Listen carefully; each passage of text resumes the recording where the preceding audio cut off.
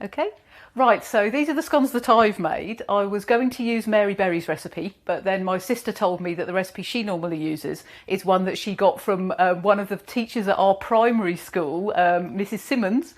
And so I used Mrs. Simmons' recipe. Unfortunately, I discovered when I went to cook them that I'd only got very little self-raising flour. So these were made with mostly bread flour with a load of extra baking powder in. So we shall have to wait and see how they turned out.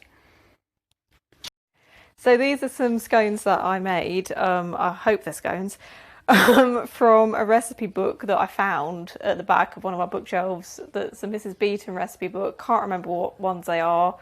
Just using some of the ingredients I had, chuck some raisins in them. I've never actually made scones. I think they might be edible, but we'll see how we get on.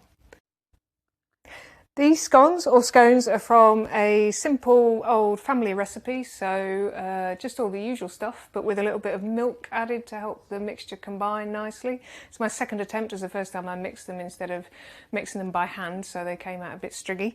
And the addition of the strawberries is to mean that you can have them without jam, so they're sort of already jammed scones, if you like. Putting a wedge. Try not to touch it, very dry.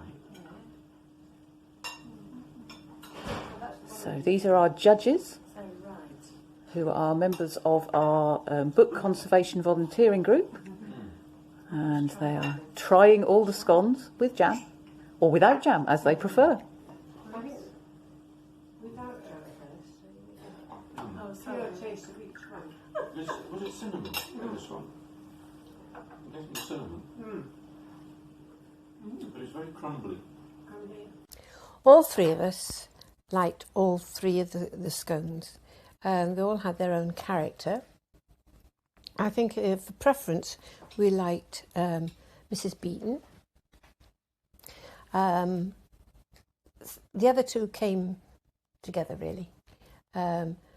One person preferred the cinnamon and two didn't.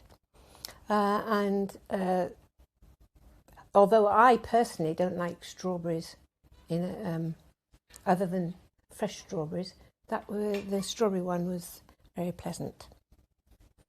All in all, well done. And aren't we lucky to test them? Thank you.